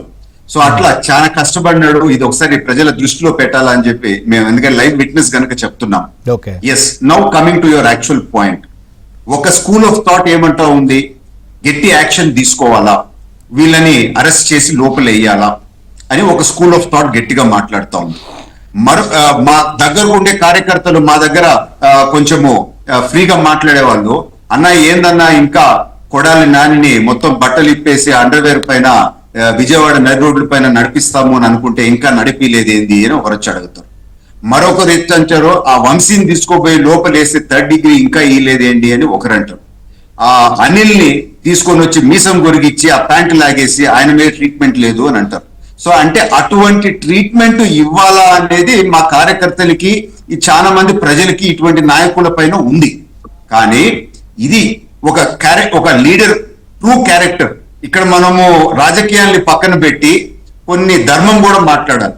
ఈ రోజు ఈ అధికారము ఈ కూటమి నాయకులకి ఇచ్చిన తర్వాత ఎస్ టెంప్టేషన్స్ మన కార్యకర్తల కోరికలు ఒక పక్కన, ఇంకొక పక్కన ఆ రాజధర్మాన్ని నిలబెట్టేది ఒకటి. ఈ రెండింటి మధ్యలో ఘర్షణ. సో ఇది ఒక నాయకుడు నిజమైన క్యారెక్టర్. గతంలో జగన్మోహన్ రెడ్డి ఈ ధర్మాన్ని, ఆ ముఖ్యమంత్రి కుర్చీ ధర్మాన్ని వదిలేసి తప్పులు చేశాడు. అందుకనే అటువంటి పరిస్థితి వచ్చింది. సో మన కార్యకర్తలకి ప్రజలకి నేను ఈ రోజు ఒకటి చెప్పాలనుకుంటున్నాను. యాక్షన్ తీసుకోలేదని చెప్పి చాలా మంది మాట్లాడుతున్నారు కదా. యాక్షన్ తీసుకోకనే వికెట్లు పడతా ఉన్నాయా వైసీపీలో అని చెప్పి నేను సూటిగా ప్రశ్నిస్తా ఉన్నాను. యాక్షన్ తీసుకోలేదని మీరు అంటున్నారు కదా, ఎందుకు ఒక్కొక్క వికెట్ పడతా ఏ వికెట్ల గురించి మీరు ఏం యాక్షన్ తీసుకున్నారు? వికెట్లు పడ్డాయి చెప్పండి. వికెట్లు పడ్డాయి తీసుకోక ముందే వికెట్లు పడుతున్నాయి. రేపు యాక్షన్ స్టార్ట్ అయినప్పుడు ఎట్లా ఉండబోతుందో ఒకసారి చూడండి అని అంటారు. అంటే నేను అనేది ఒకటే, ఆ కొడాలి నాని గురించి యాక్షన్ తీసుకోలేదని మా వాళ్ళు అంటారు కదా. కొడాలి నానికి నిద్ర రావటం లేదు, ఆ వంశీకి నిద్ర రావటం లేదు, అనిల్ అయితే కనుమరుగైపోయినాడు.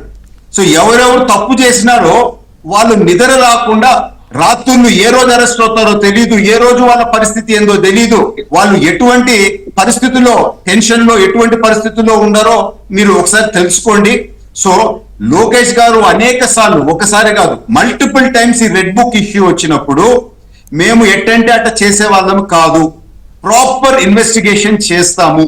ఎంటైర్ పోలీస్ ఫోర్స్ ని ఇన్వెస్టిగేషన్స్ కే మనము వీళ్ళు చేసిన అక్రమాల పైన పెడితే ఇంకా పోలీస్ ఫోర్స్ అనేది వేరే పనులు చేయలేరు, లా అండ్ ఆర్డర్ ప్రొటెక్ట్ చేయలేదు, ప్రజలకి రక్షణగా ఉండలేరు.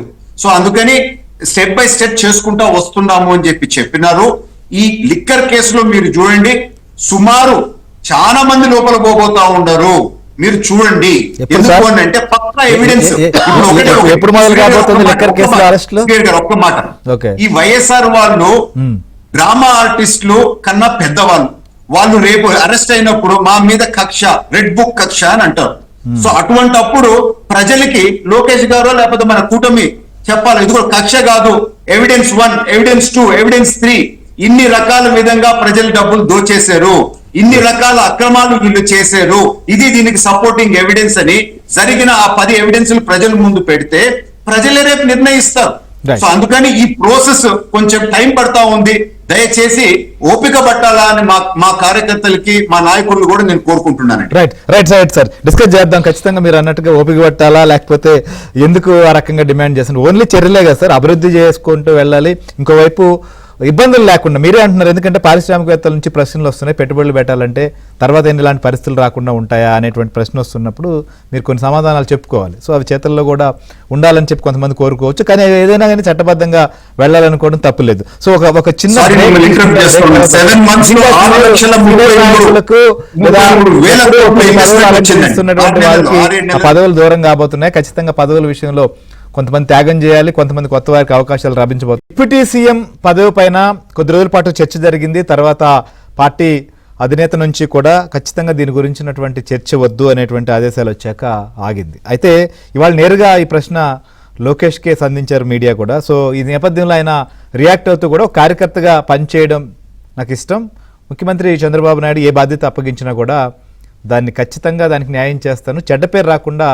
ఏ బాధ్యతనైనా కూడా నిర్వర్తిస్తానని చెప్పారు. దాంతోపాటు ఇంకొక అంశం, నాయకులు ఒక పదవిలో 3 దఫాలకు మించి కొనసాగడం అంత మంచిది కాదు, నేను కూడా జాతీయ ప్రధాన కార్యదర్శి నుంచి వైదొలగాలనుకుంటున్నాను, ఇది నా వ్యక్తిగతమైనటువంటి అభిప్రాయం అని ఆయన చెప్పారు. పార్టీ అభిప్రాయము లేకపోతే అధిష్టానం నిర్ణయం కాదు, కానీ ఖచ్చితంగా నా అభిప్రాయం అని చెప్పారు. సో ఆయన అభిప్రాయం అంటే ఆ ప్రభావం పార్టీ పైన కూడా ఉండబోతుంది అనుకోవచ్చు. చాలామంది నాయకులు చాలా పదవుల్లో కొనసాగుతున్నారు. మనం చూసాం తెలుగుదేశం పార్టీ ఆవిర్భావం సమయంలో ఎంత యువతరం వచ్చింది, వాళ్ళు ఎన్నేళ్ల పాటు, ఎన్ని దశాబ్దాల పాటు పార్టీ కోసం పనిచేశారు, పార్టీతో కొనసాగారు. ఇప్పటికీ కూడా కొంతమంది ఇంకా కొనసాగుతున్నారు, వారు వారసులు వచ్చారు. మొత్తానికి అలాంటి పరిస్థితుల నుంచి ఇంకా ఒక పరిణామ క్రమంలో మార్పులు రావాలి అనేటువంటి కోణంలోనే ఈ నిర్ణయానికి వచ్చారా? సో కొంతమంది న్యాయం ఖచ్చితంగా త్యాగం చేయాల్సినటువంటి పరిస్థితి రాబోతోందా? దానికి నాయకులు అంగీకరించేటువంటి పరిస్థితులు కూడా ఉంటాయా? రాజకీయాల్లో ఉన్న వాళ్ళు తమకు అవకాశం ఉన్నంత వరకు కొనసాగాలనుకునేటువంటి పరిస్థితులే సహజంగా ఉంటాయి. ఏ పార్టీలోనైనా చాలామంది నాయకుల అభిప్రాయం ఇలానే ఉంటుంది. అలాంటిప్పుడు ఇది సాధ్యం కాబోతోంది. నాగభూషణ్ గారు ఏం చెప్తారు? సో మీ పార్టీ సంబంధించిన అభిప్రాయం ఏంటి? శ్రీనివాస్ గారు ఏం చెప్తారు? నా టర్మ్ అండి ఇది. రైట్. ఇప్పుడు మీకు చాలా ఇంపార్టెంట్ విషయం ఏంటంటే, లోకేష్ గారు ఈ వ్యాఖ్యలో ప్రెస్ మీట్ లో చెప్పిన దానికి ఇప్పుడు ఇందాక మన నాగభూషణం గారు, మన దీపక్ రెడ్డి గారు చెప్పారు, ఈ కార్యకర్తల అసహనం విషయానికి లింక్ ఉందండి. ఎందుకంటే ఇప్పుడు కార్యకర్తలు డెఫినెట్ గా మాక్సిమం ఎక్స్పెక్ట్ చేయరు, ఎందుకంటే వాళ్ళు చావు దెబ్బలు తిన్నారు, రక్తగాయాలైన, చావు అంచులకి వెళ్ళారు, కొంతమంది చనిపోయారు. ఇలాంటి పరిస్థితుల్లో వాళ్ళు ప్రభుత్వం రాగానే ప్రతీకారంతో రగిలిపోతూ ఉంటారు. అది సహజంగా జరిగేది. అయితే ఇక్కడ మీకు కార్యకర్తల్లో ఒక అసహనం, అసంతృప్తి, ఆగ్రహం కనిపిస్తూ వచ్చింది ఈ 6-7 నెలల నుంచి. ఇంకా ఏం జరగట్లేదేటని అది నిరాశ నిస్పృహల్లో వెళ్ళిపోకుండా ఇప్పుడు లోకేష్ గారు దాన్ని యాక్టివ్ గా తీసుకోవాలి. ఆయన తీసుకున్న నిర్ణయం పార్టీ బాధ్యతలు. ఇప్పుడు ఆయన కాపాడాల్సింది ఏంటంటే, ప్రభుత్వం డెఫినెట్ గా చంద్రబాబు నాయుడు గారు చక్కగా పరిపాలిస్తాడు, పవన్ కళ్యాణ్ గారు అండ ఉన్నాడు, కేంద్రం నుంచి కూడా సహాయం అంతా ఉంది. ఈ సంక్షేమానికి కానీ అభివృద్ధి కానీ ఏమీ లోటు జరగదండి. ఖచ్చితంగా తెలుగుదేశం పార్టీకి లోకేష్ గారు పార్టీ బాధ్యతలు పూర్తిగా ఆయన తీసుకోలేదు. కార్యకర్తలకు పూర్తిగా అండగా నిలబడాలి. కార్యకర్తల మనోభావాలు తగ్గట్టుగా ఎవరు ఇక్కడ ఇప్పుడు ఏం జరుగుతుందంటే, ఆంధ్రప్రదేశ్ లో ఒక 25-30 చోట్ల చాలా దారుణమైన విషయాలు జరుగుతూ ఉన్నాయి. అది గమనించి వాళ్ళు డెఫినెట్ గా ఇంటెలిజెన్స్ రిపోర్ట్ ఉంటే వాళ్ళు కూడా అన్ని గమనిస్తూ ఉంటారు అనుకుంటున్నాను నేను. అయితే ఇది పబ్లిక్ అయిపోతా ఉంది. కార్యకర్తలు ఎవరైతే పార్టీ కష్టపడి పనిచేసి 5 సంవత్సరాల అరాచక పాలనలో విలగల్లాడిపోయారో వాళ్ళందరినీ కూడా ఇప్పుడు కూడా పక్కన పెట్టేసి వైసీపీ నుంచి కొత్తగా వచ్చిన వాళ్ళనో, లేకపోతే వైసీపీ నుంచి చేర్చుకున్న వాళ్ళనో, లేదంటే వాళ్ళకి ఇంపార్టెంట్ ఉన్న వాళ్ళను ప్రథమ స్థానంలో కూర్చోబెట్టి 2వ తరగతి పౌరులా చూడటం, ఇది ఒక అసంతృప్తి. బయట నుంచి మాట్లాటాలు కూడా ఫోన్లు చేసి చెప్తా ఉన్నాం, మేము బయట మాట్లాడతాం కాబట్టి. ముఖ్యంగా మీకు ఇక్కడ ఈ కేసుల విషయంలో తాత్సార్యం జరగడాన్ని రోజు రోజుకి అసంతృప్తి పెరగడం కారణం ఏంటంటే, గత 5 సంవత్సరాల్లో దాదాపు ఇందాక మన ఇంటర్వ్యూలో మీకు రఘురామకృష్ణరాజు గారు మాట్లాడారు కదా, ఆయన 4 సంవత్సరాల పాటు జగన్మోహన్ రెడ్డికి ప్రతిరోజు 1 గంట పాటు రచ్చబండ చేసి మధ్యాహ్నం భోజనం టైంలో భోజనం ఎక్కకుండా చేసి కూడా ఆయన మాట్లాడతా. అలాంటి వ్యక్తి మీద చావు అక్రమంగా అరెస్ట్ చేసి కస్టోడియల్ టార్చర్ చేసి చంపేయటానికి చూసి ఒక ఎద్దులేని మనిషిని తీసుకొచ్చి మీద కూర్చోబెట్టారు. అతను ఐడెంటిఫై చేసిందో అతను ఎక్కడ ఉన్నాడండి? ఒక ఎమ్మెల్యే దగ్గర ఉన్నాడు. ఇది ఏం సంకేతం వెళ్తుంది? పార్టీ దీని మీద సత్వరం చర్యలు తీసుకోకపోతే అసంతృప్తి ఇంకా పెరగదా? లోకేష్ గారు ఇలాంటి విషయాలు చాలా స్పీడ్ గా ఉండాలి. ఇది కోరుకుంటున్నారు కార్యకర్తలు. ఎందుకంటే తెలుగుదేశం పార్టీకి కర్రుడు కట్టిన కార్యకర్తలు ఉంటారండి. అసలు ఆ పార్టీ బలమే కార్యకర్తలు. అటువంటి కార్యకర్తల్లో అసంతృప్తి గానీ, అసహనం గానీ, అది ఆగ్రహం గాను, నిరాశ నిస్పృహాల కింద మారకుండా చూసుకోవాల్సిన బాధ్యత డెఫినెట్ గా అగ్ర నాయకత్వం ఉంది. ఇలాంటిది ఇంకా 5-6 నియోజకవర్గాల్లో చాలా తీవ్రంగా ఉంది పరిస్థితి. ఇక్కడ ఏమవుతుందంటే ఆయన చెప్పినట్టుగా మీకు నల్లగొండ నుంచి కాకినాడ పోర్టుకి వెళ్ళే బండరాళ్ళు ఉంటాయండి, 30 టన్నులు 40 టన్నులు. అలాగ పార్టీకి కార్యకర్తలకి మధ్య అడ్డంగా కూర్చున్న వాళ్ళు కొంతమంది ఉన్నారు ఆ పార్టీలో. నేను మాట్లాడొచ్చో మాట్లాడకూడదో తెలియదు, Right. కానీ బయట నుంచి చూస్తున్నాం కాబట్టి మనం ఖచ్చితంగా వాళ్ళతో సూచన సలహా ఇవ్వాలి. Yes. నేను పార్టీ ఆవిర్భావం 82 నుంచి పార్టీ ఫాలో అవుతూ వచ్చాను నేను. ఇలాంటి పరిస్థితుల్లో ఖచ్చితంగా లోకేష్ గారు తీసుకున్న నిర్ణయం చాలా పర్ఫెక్ట్. రైట్. ఎందుకంటే ఆ బండలను తొలగించాలి. అంటే ఆచరణలు అంటే వాళ్ళకి తప్పుకునే పరిస్థితి ఉంటాయా సార్? ఎవరైనా 3 సార్లు అన్నప్పుడు ఇంకేమైనా బాధ్యత కోరుకునే అవకాశాలు ఉంటుంది, లేకపోతే ఇంకేమైనా ఛాన్స్ కావాలనుకునే వాళ్ళు ఉంటారు. అలా కాదండి, మొన్న పార్టీ టికెట్ల ఎంపికలో గానీ Yes. మంత్రి పదవుల్లో కొన్ని విషయాల్లో లోకేష్ గారు ముద్ర స్పష్టంగా కనపడుతూ ఉంది. అది మంచిగా చేయడం అనేటువంటి తర్వాత ఫలితాలను బట్టి వస్తుంది. అయితే ఆరంభించాలి కదా ముందుగాను. మీకు ఒక చిన్న విషయం చెప్తానండి శ్రీహరి గారు. ఎందుకంటే తెలుగుదేశం పార్టీ 4 దశాబ్దాల రాజకీయ చరిత్రలో ఒక నాయకుడు ఒక ఊళ్ళో గ్రామంలో ఒక నాయకుడు పార్టీకి పనిచేస్తూ ఉంటాడు, అతను ఎస్టాబ్లిష్ అవుతాడు. తర్వాత తరం వచ్చినోడికి ఇక్కడ ఈ ప్లేస్ దొరుకుతున్నప్పుడు బాగా పని చేయగలిగినాడు విద్యావంతుడు ఎవరన్నా యువకుడు ఏం చేస్తాడో ఇక్కడ అవకాశం ఎదుగుడు వేరే పార్టీకి పోతాడు. అటువంటిప్పుడు మీకు మీ నాయకత్వం మిస్ అవ్వట్లేదు, మీకు ఎంతసేపు ఒక ఏజ్ వరకు పరిమితం అయిపోతుంది. ఇప్పుడు లోకేష్ గారు పాదయాత్ర వల్ల యూత్ కనెక్ట్ అయ్యి తెలుగుదేశం వైపు యూత్ అంతా కనెక్ట్ అయ్యారు. చంద్రబాబు నాయుడు గారు జైల్లో పెట్టడం అనేటువంటి ఒక దుస్సాహసం చేయడు జగన్మోహన్ రెడ్డి. అప్పటి వరకు చంద్రబాబు నాయుడు గారి పట్ల ఏ అభిప్రాయం ఉన్నా మొత్తం ఏకమే బయటకు వచ్చారు. మీరు గమనించాల్సింది ఏంటంటే ఏదో ఇటువంటి దుర్ఘటన ఇట్లాంటి ఇబ్బందికర పరిస్థితులు అయితేనే గానీ ఈ ప్రపంచంలో గానీ ఈ దేశంలో గానీ రాష్ట్రంలో గానీ అనేక పోరాటాలు జరిగినాయండి. భూమి కోసం జరిగింది, ముక్తి కోసం జరిగింది. డిప్యూటీ సీఎం పదవి లేదా ఆ వ్యాఖ్యలకు కూడా ఫుల్ స్టాప్ పెట్టినట్టేనా లోకేష్ గారు ఇవాళ చేసిన కామెంట్ తో? ఖచ్చితంగానండి. ఇప్పుడు అలా కాదండి, ఇప్పుడు డిప్యూటీ సీఎం అయితే ఇది అసలు మామూలుగానే డిప్యూటీ సీఎం అంటే 6,000. అసలు డిప్యూటీ సీఎం స్పెషల్ ఏంటండి? రైట్. అసలు అది ఈయన డిప్యూటీ సీఎం అవ్వాలని కోరుకుంటే అసందర్భము, అనవసరము, అప్రస్తుతం, అవివేకమైన డిమాండ్ అది. అసలు దీని గురించి టీడీపీ వాళ్ళు ఎందుకు ఇలాగా మీరు అలా మాట్లాడారు? చాలా పెద్ద పెద్ద నాయకులు కూడా మాట్లాడారు. ఎందుకు అలా మాట్లాడారు నాకు అర్థం అట్లా. దాని కారణం ఏంటి? అలా మాట్లాడిన వాళ్ళు చాలా మందికి అక్కడ ఖాళీగా ఉన్నారు, ఏ పదవి లేకుండా. ఓపెన్ గా చెప్తున్నాను నేను. వాళ్ళ ఉనికిని గుర్తింపు చేసుకోవడం కోసం, వాళ్ళ ఉనికిని తెలపడం కోసం అనవసరంగా లోకేష్ గారు పొరపాటు చేయకూడదు. ఆ కూట మీద నడుస్తూ ఉంది, బంగారంలో పనిచేసుకుంటున్నారు. పవన్ కళ్యాణ్ గారు కానీ చంద్రబాబు నాయుడు గారు నేను మా నాటు భాషలో పల్లెటూరు భాషలో చెప్తాను, తొమ్మ దగ్గర పెట్టి అంటించుకున్నట్టు ఉంది వాళ్ళ కూటమి. వాళ్ళ బంధం, వాళ్ళ అనుబంధం, సమయం, సహనం బ్రహ్మాండంగా పనిచేసుకుంటున్నారు. మధ్యలో ఈ గోలేటండి, ఇది చేయాల్సిన మానేసి అక్కడ ఆ జత్వారీ కేసుల వాళ్ళని ఇప్పుడు అధికార యంత్రాంగం ఇక్కడ మీరు తలుచుకుంటే సరిపోదు. లోకేష్ గారు చంద్రబాబు నాయుడు గారు అనుకుంటే సరిపోదండి. మీకు ఇక్కడ కింద వరకు నాయకత్వం ఏ నాయకుడన్నా ఎందుకు పెట్టాలి కేసు? అంత అరాచకం చేసినప్పుడు ఎందుకు వదిలేశారు? ఏ లోకల్ ఎమ్మెల్యేలు పెట్టకూడదా? కేసు పెట్టకూడదా? ఈ కొడాలి నాని మీద వెనుగండ రాము కేసు పెట్టకూడదా? ఎందుకు పెట్టకూడదు? కొడాలి నాని ఒక కార్యకర్త అడుతాడు, చంద్రబాబు నాయుడు గారు లోకేష్ వెళ్ళి దెబ్బడాలని వాళ్ళతోటి. అక్కడ లోకల్ నాయకులు ఏం చేస్తున్నారు? ఆ ఎమ్మెల్యేలు ఏం చేస్తున్నారండి? ఎవరైనా కేసు పెట్టొచ్చు. కేసు పెట్టినప్పుడు చర్యలు తీసుకోకపోతే అప్పుడు ప్రశ్నించాలా? పోలీస్ యంత్రాంగంలో కూడా జగన్మోహన్ రెడ్డి ఆనాడు రాజశేఖర రెడ్డి వేసిన విత్తనం, ఆ విషపు మొక్కలు చాలా ఉన్నాయి అందులోని. వాళ్ళందరినీ ఏ రకం ఇప్పుడు అది ఏడాలి, వాళ్ళందరి చేత పని చేయించుకోవాలా? ఇప్పుడు మీ పిల్లలు రామకృష్ణారెడ్డి తమ్ముడు ఉన్నాడు, పారిపోయాడు. అతను పోలీసులే అతనికి ఇన్ఫర్మేషన్ ఇచ్చారు. వీళ్ళు నిజంగా చర్యలు తీసుకుందామన్నా వీళ్ళే ముందే చెప్పేస్తారు. అవన్నీ సరి చేసుకోవడం టైం పట్టదండి. జగన్మోహన్ రెడ్డి మామూలు విధ్వంసం చేసేటండి, వ్యవస్థలు నిర్వీర్యం చేశాడు, ఎందుకు పని రాకుండా చేశాడు. దాన్ని సరిదిద్దుకునే పనిలో ఉన్నారేమో అనుకుంటున్నాను. ప్రక్షాళన సంబంధించిన విషయంలో లోకేష్ గారు వ్యక్తిగతమైన అభిప్రాయం అన్నప్పటికీ నాగభూషణ్ గారు ఎట్లా చూడాలి? ఇది ఆచరణలో ఎలా ఉండాలంటారు? సాధ్యమయ్యేటువంటి పరిస్థితేనా? సాధ్యం అయితే ఎలాంటి మార్పు ఉండే అవకాశం ఉంటుంది ఏ పార్టీలో అయినా కావచ్చు? అంటే నేను జనరల్గా తెలుగుదేశం పార్టీ కాకుండా ఒక జిల్లా పరిషత్ చైర్మన్గా చేసిన ఎక్స్పీరియన్స్తో చెప్తున్నానండి. బావిలో కనుక నీళ్లు తోడకపోతే బావి పనికిరాదు, ఎందుకంటే వాసన వచ్చేసి పనికిరాదు.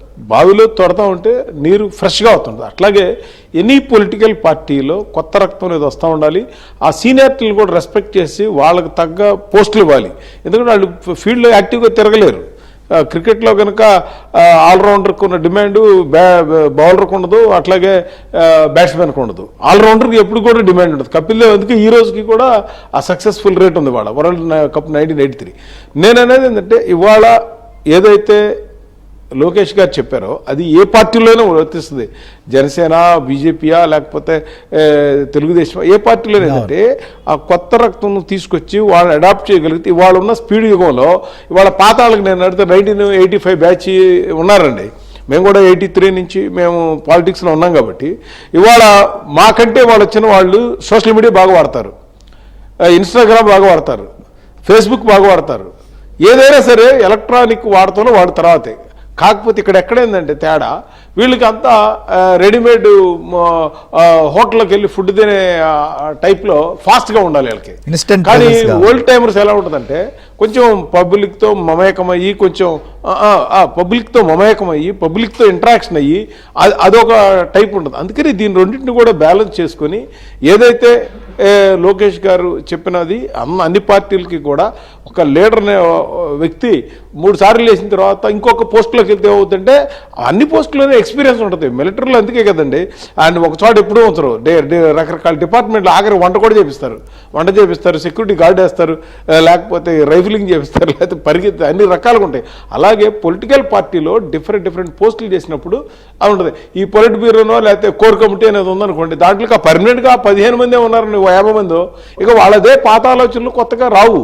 అందుకని మీరు మొన్న ఎలక్షన్లో చూడండి, ఇండియా మొత్తం కూడా, ఆంధ్రప్రదేశ్లో కూడా కొత్త రక్తం చాలా బ్రహ్మాండమైన వాళ్ళు వచ్చారు. వాళ్ళు చాలా ఫాస్ట్గా డెసిషన్స్ తీసుకోవడం కానీ, తిరగటం కానీ, వాళ్ళ సోషల్ మీడియాస్ కానీ, దానికి నేను మా కాన్స్టిట్యున్సీలో మరి లోకేష్ గారు కాబట్టి అక్కడ పెమ్మసాని చంద్రశేఖర్ గారు కూటమి అనౌన్స్ అవ్వగానే, టికెట్ చేయగానే మొత్తం ఒక కాన్స్టిట్యున్సీ మొత్తం కూడా పోస్టర్లు నింపేశాడు ఆయన మొత్తం ఒక దెబ్బకి. ఆ పోస్టర్లు వేసి ఆయన చేసిన దీనికే ఒక్క దెబ్బకి ఏమైందంటే ఒక నెరేటివ్ నడిచింది, ఓహో గెలుస్తాడు ఇక అంతే, ఇంకా అలా వచ్చేసింది. అలా చాలామంది చెప్తున్నా. సో అందుకని అలాగే వాళ్ళ రాజకీయాల్లో డిప్యూటీ సీఎం అంటున్నారు చూసారు, ఇవన్నీ కూడా ఏంటంటే వైసీపీ వాళ్ళు ఒక యుగోయిజాన్ని రెస్కొడుతున్నారండి. ఈ కూటమిలో ఏ విధంగా స్ప్లిట్ తీసుకురావాలి, ఈ కూటమిలో ఏ విధంగా గ్యాప్ క్రియేట్ చేయాలి. అందుకనే నేను మన శ్రీనివాసరావు బాధపడతారు. కొంతమంది వైసీపీ వాళ్ళు ఎనలిస్టులనే హైర్ చేశారు. వాళ్ళు ఎనలిస్టులు ఓన్లీ పని ఏంటంటే వైసీపీకి భజన చేయడం, జనసేనని తిడతాం, లేకపోతే మన బీజేపీని తిడతాం, లేకపోతే తెలుగుదేశం తిడతాం, ఇదే కార్యక్రమం పెట్టుకున్నారు కొంతమంది. నాకే అసలు ఆశ్చర్యంగా ఉంది, వీళ్ళేంటి ఎనలిస్టులు అంటే ఎలా ఉండాలి? ఒక పార్టీకి కాదు కావాల్సింది, మంచి అయితే మంచి చెప్పాలి, చెడు అయితే చెడు చెప్పాలి. They are judges. నేను పేర్లు చెప్పను, మన దాంట్లో చెప్పకూడదు. 30 మంది నేను చూస్తున్నాను వాళ్ళు యూట్యూబ్ ఛానల్స్ పెట్టి వాళ్ళు ఇదే పనికా. అసలు ఎంత చీప్గా ఉందంటే, అరే మీ క్యారెక్టర్ పోతుందిరా బాబు. ఇప్పుడు జగన్మోహన్ రెడ్డి చేసింది అదే కదా, అతను క్యారెక్టర్ పోయినా ఏం పడుచుకోకుండా. ఇప్పుడు వీళ్ళకి కూడా ఏమవుతుందంటే 4 రోజుల తర్వాత వాడికి 1 లక్ష ఉన్నాళ్ళు కూడా 10,000 కొత్తారు, 10,000 తర్వాత 0కి వస్తుంది. కానీ ఇవాళ ఈ 5 years మనకి చాలా క్రూషియల్ పీరియడ్.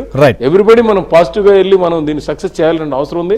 కేంద్రం ఒకటే వికసిత్ భారత్ అనేది మోడీ గారు చెప్పారో, అదే వికసిత్ ఆంధ్రాన్ని ఇక్కడ బాబు గారు దాన్ని టేకప్ చేశారు.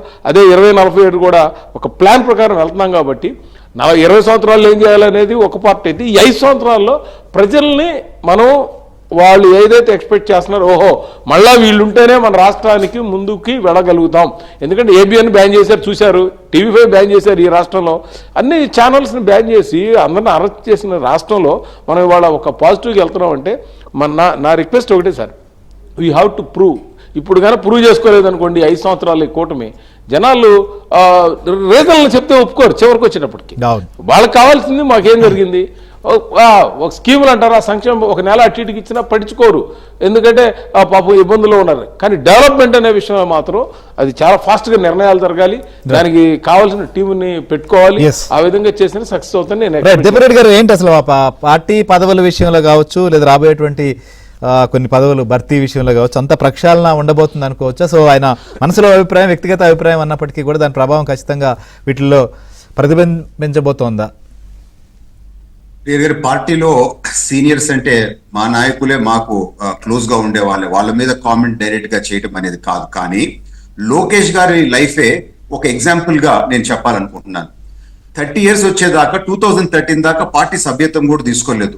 సొంత తండ్రి ముఖ్యమంత్రి అయ్యి పార్టీ అధ్యక్షుడిగా ఉన్నా గానీ పార్టీనో లేకపోతే ఏదో పదవి కావాలనే ఒక మోజ్ అనేది లేదు అని బట్టి దాన్ని బట్టి మనకు అర్థమవుతోంది. Only when is ready for that work. And 2013లో ఫస్ట్ టైం సభ్యత్వం తీసుకోవడం జరిగింది. సో దాని వెనకాల అర్థమైంది ఒకసారి ఆలోచించాలి. 2014లో అధికారంకి వచ్చిన ఆయన మంత్రి పదవి తీసుకోలేదు. కేవలము పార్టీకి వర్క్ చేసేదానికి ఒక కీలక పదవి తీసుకొని ఆ 2.5 years పనిచేసి ఈ proved himself in the party and పార్టీని స్ట్రెంగ్తన్ చేశారు. వర్త్ ఉంది అని చెప్పి ఆ స్థాయికి వచ్చి అప్పుడు మంత్రి పదవి తీసుకున్నారు. మంత్రి పదవి తీసుకున్న తర్వాత కూడా వర్క్ లో మాట్లాడిన 25,000 kilometers సీసీ రోడ్స్, ఇంకా లిస్ట్ చదువుకుంటూ పోతే చాలా పెద్ద లిస్ట్ ఉంది. So he proved himself there also. తర్వాత మీరు ఒకటి చూడండి, ఆయన క్యారెక్టర్ ఏదైనా మీటింగ్స్ జరిగితే వచ్చి స్టేజ్ పైన కూర్చోరు, కింద పోయి కూర్చుంటారు, లేకపోతే సెకండ్ రోలో థర్డ్ రోలో వెనకాల కూర్చుంటారు. అంటే నేనేదో పైన కూర్చోవాలా, నేనేదో పదవి లాక్కోపోవాలా అనే మనస్తత్వము ఆయనది కాదు అని చెప్పి మనకు అర్థమవుతా ఉంది. కౌన్సిల్లో కూడా మా కొలీగే కదా, ఏ పదవి తీసుకోలేదు. He was a council member only. పదవులంతా మాకందరికి ఇచ్చినారే కానీ వారు ఏం తీసుకోలేదు. అంటే పదవి వ్యామోహము ఉండే వాళ్ళు అట్లా చేయరు అని చెప్పి ఇది కూడా మనం గమనించాలి. చివరిగా పార్టీ కష్టాల్లో ఉన్నప్పుడు పాదయాత్ర స్టార్ట్ చేశాడు. ఆంధ్ర రాష్ట్ర ప్రజలు నిరాశ నిస్పృహలో ఉన్నప్పుడు మేము ఉన్నాము, మేము మీకు అండగా ఉంటాము అని చెప్పి ఒక భరోసా సృష్టించారు. సో పదవిని ముఖ్యం కాదు, నేను పార్టీకి ఒక నమ్మకమైన కార్యకర్త లాగా డెడికేటెడ్ గా పనిచేస్తానని చెప్పి అనేక సార్లు చెప్తారు. ఆ టైం వచ్చినప్పుడు పదవి ఆటోమేటిక్ గా ఆ పని చేసిన వర్త్ ఉండే వాళ్ళకి వస్తుంది అని చెప్పి పాదయాత్రలో అనేక సార్లు భజనలు కొట్టే కొందరు నాయకులు నేను నా కళ్ళతో చూసి చెప్తున్నాను. లోకేష్ గారు పక్కకు తీసుకోపోయి నువ్వు ఈడకి రావటం అవసరం లేదు, నువ్వు నన్ను కలవటం అవసరం లేదు, ఫీల్డ్ లోకి పో, నీ పని నువ్వు చెయ్యి, నీ పని నాకు తెలుస్తుంది, నేనే పిలిపిస్తాను నీకు టైం వచ్చినప్పుడు అని చెప్పి చెప్తారు. That is his mentality. So ఇప్పుడు మొన్న జరిగిందంతా ఇట్ ఈస్ ఓన్లీ ఏదో జరిగింది మీడియాలో గానీ ఆయన నాకు ఈ పదవి కావాలా అని చెప్పి కోరుకునే మనిషి కాదు. ఆ పదవి ఆయన కావాలని చెప్పి కోరుకొని వచ్చే విధంగా పని చేయాలా అనే మనస్తత్వము లోకేష్ గారిది అని చెప్పి మాత్రం నేను తెలుపుకుంటున్నాను. సో ఇది సీనియర్స్ కూడా ఒక ఒక ఒక మా సీనియర్సే, మా నాయకులే, వాళ్ళని మేమేం తక్కువ చేయడం అనేది కాదు. వాళ్ళు కూడా ఈ మనస్తత్వం ఉన్నప్పుడు ఇందాక చెప్పినట్టు యువకులకు కూడా ఒక అవకాశం ఇవ్వాలి. ఎందుకంటే ఇక్కడ అవకాశం లేదు అని అనుకుంటే వాళ్ళు వేరే ఎవెన్యూస్ ఎత్తుక్కుంటారు. సో అందుకని సీనియర్స్ కూడా ఇది అర్థం చేసుకొని ఇప్పుడు కూడా చాలా మంది ఒక బ్యాక్ సీట్ తీసుకున్నా గానీ స్పోర్టివ్ గా ముందుకు పోతున్నారు అనేది మన కళ్ళకు కట్టినట్టు మనకు కనపడతా ఉంది అని చెప్పి మాత్రము అది నేను గర్వంగా తెలుపుకుంటున్నాను. రైట్, చూద్దాం సార్. అయితే మార్పులు అయితే త్యాగాలకు సిద్ధపడాలంటారు ఫైనల్ గా, అంతేనా? శ్రీహరి గారు, what is good for the party, what is good for the state, అది చేయాల్సింది ధర్మం. టైం కూడా అవుతుంది. ఒక నిమిషం అండి. ఇప్పుడు ఇందాక మన నాగభూషణం గారు అనలిస్ట్ లో హైర్ అయ్యారు, నిజంగా హైర్ అయ్యారండి. ఇప్పుడు నేను కానీ అప్సన్ రాజేష్ గారు కానీ అంకమరావు గారి గురించి ఒక మాట చెప్పాలండి. ఆంధ్రప్రదేశ్ లో జగన్మోహన్ రెడ్డి అరాచకానికి వ్యతిరేకంగా మేము గొంతు విప్పామండి. అంటే మీ ఒక పార్టీ భోజనం వేసుకోవడం కానీ, నేను చెప్తాను చంద్రబాబు గారిని కలిసాను, నేను లోకేష్ గారిని కలిసాను, వాళ్ళ వివిధ సందర్భాల్లో నేను కలిశాను. నాకు ఒక కప్పు మంచి కాఫీ ఇచ్చారు తప్ప మేము ఇంకా వాళ్ళ నుంచి ఏమి ఆశించలేదు, అలాగే మేమేం పొందలేదు. ఆయన కూటమి పైన చేస్తున్నటువంటి వారి పైన ప్రస్తావించారు. మొత్తానికి అయితే సో ఇది చూద్దాం మార్పులు కనిపించబోతున్నాయని కూడా. So thank you Deepak Reddy గారు, థ్యాంక్ యూ అడ్స్మల్ గారు, థ్యాంక్ యూ నాగభూషణం గారు. ఇది డిబేట్. మరో అంశంతో రేపు కలుద్దాం. స్టేట్